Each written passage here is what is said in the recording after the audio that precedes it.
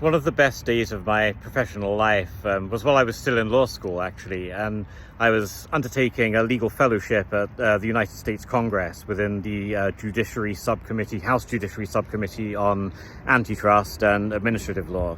And it was at a time when the committee was looking at bills to do with curbing the market power of big tech companies. So it was a big antitrust issue. The power of big firms like Google, Microsoft, Amazon, they were considered to dominate the market excessively and perhaps be abusing their market power. Others thought differently. And so the committee was, trying to wrestle with how to deal with that. And there had been a big report specifically about Amazon's market power. And they were trying to figure out ways to, curb that legislatively. And they had 6 different bills that they were marking up, going through the amendment process, listening to amendments, voting on them, to try and come up with legislation that could then be put forward to the whole House. And I was just working for one US Congressman, Representative Ken Buck of Colorado, recently retired, a very dedicated public servant, as his legal fellow. So helping to do some legal research on some of these bills because he had seniority on the committee. He was the ranking Republican member.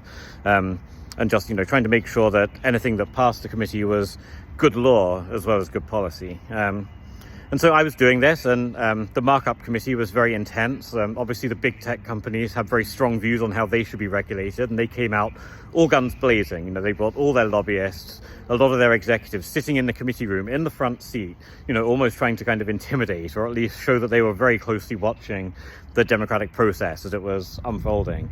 And I was sitting off to the side, with some of the more junior aides with my laptop and my notepad, just noting down the various amendments that were being offered and trying to analyze them in real time so the congressman would have useful information he could then, either use in speeches or media appearances or to craft his own amendments to the various bills as well.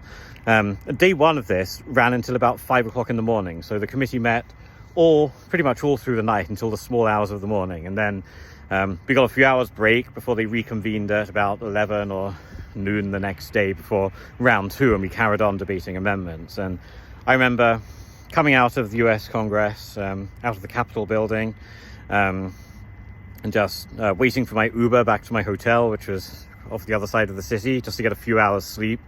And the police was still, no one was stirring apart from, the rest of us trying to stream out and get a few hours sleep. The rest of the city hadn't woken up yet.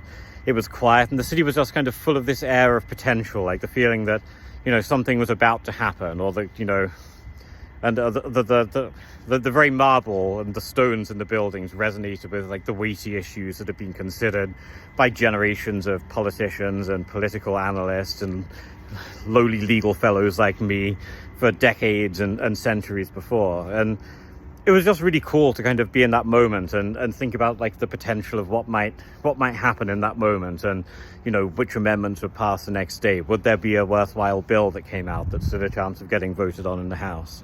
Sidebar, no, I didn't think any of them passed, sadly. And I don't want to say that the work was completely wasted, but sadly those bills did not pass, and the market power of big tech and some of those abuses ultimately weren't curbed as a result of the work that we did.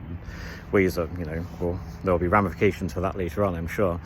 But just being involved in that was really amazing. And just, being there at 5 a.m., the rest of the city asleep, having participated in American democracy like that was just such an awesome feeling, and really gave me the bug for doing legislative law.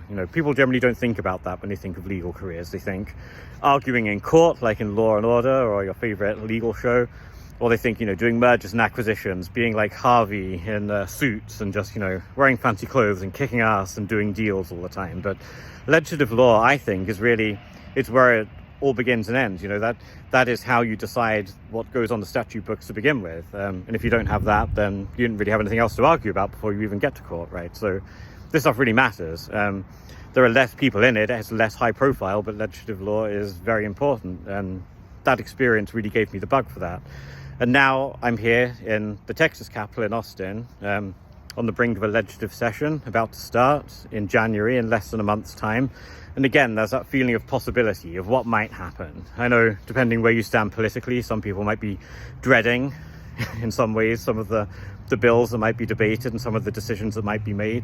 Other people feel like they're finally going to get some of what they want. And this is a moment full of potential and opportunity for them. But either way, this is a great opportunity to participate in the process for everyone, no matter where you stand on some of these issues. And it's great for me, having already had this experience at the federal level during my legal fellowship, to be able to now do the same thing for my home state, where I'm proud to live in Texas.